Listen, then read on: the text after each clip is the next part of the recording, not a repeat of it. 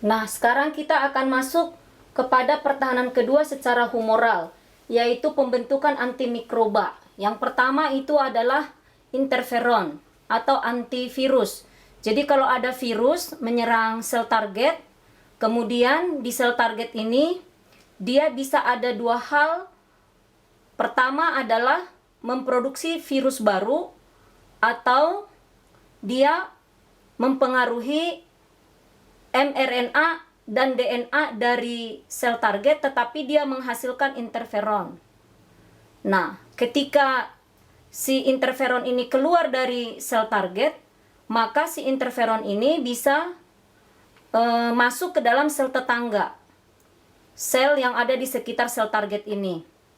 Untuk apa dia masuk ke sel target? Untuk membentuk senyawa-senyawa yang baru, yaitu antivirus, protein antivirus yang disintesis dengan kode yang tersedia di dalam nukleus sel tetangga. Nah, ketika datang virus menyerang sel tetangga ini, maka si antivirus ini tadi akan menghambat kerja daripada materi genetik daripada virus ini, sehingga dihambat multiplikasi atau perbanyakan daripada si virus tersebut.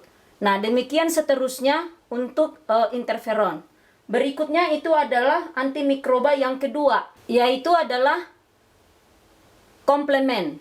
Komplemen ada 3 kerjanya. Yang pertama itu adalah dia melisiskan sel target, atau dia membantu pengaktifan makrofag untuk memakan kuman, atau dia membuat reaksi opsonisasi di mana si kuman atau bakteri dalam hal ini difagosit oleh neutrofil. Nah, plasma darah mengandung protein, salah satunya adalah komplemen. Jadi si komplemen ini diaktifkan oleh antigen. Yang ketiga itu adalah CRP, C-reaktif protein. Nah, CRP itu dibentuk ketika terjadi radang yang akut. Jadi kalau kadar CRP meningkat pada infeksi akut, maka kita bisa kategorikan terjadi kerusakan jaringan. Cara kerjanya sama seperti tadi di komplemen, yaitu opsonisasi, kemudian CRP akan melapisi kuman atau bakteri. Nah, memudahkan si kuman itu dikenali oleh makrofag, lalu dimakan dengan proses fagositosis. CRP berbeda dengan interferon. Interferon itu merupakan glikoprotein, jadi ada hubungannya dengan karbohidrat yang dihasilkan oleh sel tubuh sehingga terbentuk antivirus. Nah, ini menginduksi sel sekitar sehingga resisten terhadap virus. Jadi dia mengaktifkan sel natural killer juga. Nah, demikianlah pertahanan tubuh yang kedua secara humoral. Nah, yang terakhir dari pertahanan kedua dari sistem imun non-spesifik itu adalah inflamasi atau peradangan.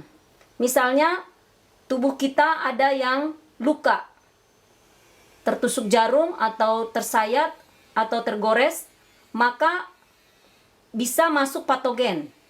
Nah, patogen ini akan memberikan respon atau mengeluarkan satu senyawa kimia, sehingga aliran darah akan terpanggil untuk lebih banyak datang ke daerah luka ini.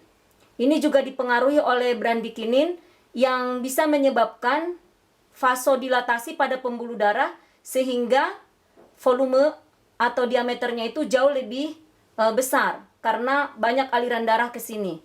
Nah, dengan volume yang besar ini, maka si pembuluh darah dindingnya ini, epitel pipi selapis, akan mengalami peningkatan permeabilitas, sehingga lebih mudah keluar sel darah putih secara diapedesis untuk menghantam kuman-kuman yang ada di sini. Nah, ini dampaknya dia akan lebih membengkak. Nah, akibatnya si sel darah putih yang tadi yang keluar, neutrofil maupun makrofag, akan memfagosit si kuman ini. Nah, jika si kumannya kalah dimakan oleh si leukosit ini, maka akan terjadi perbaikan daripada jaringan yang ada di sini. Nah, kadang-kadang respon daripada inflamasi ini bisa menyebabkan demam. Itu karena peningkatan daripada sifat permeabilitas pembuluh darah dan keluarnya sel darah putih ke jaringan.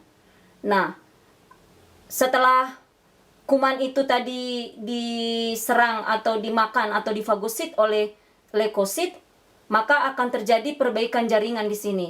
Nah, itu kerjasama dengan trombosit untuk penutupan luka.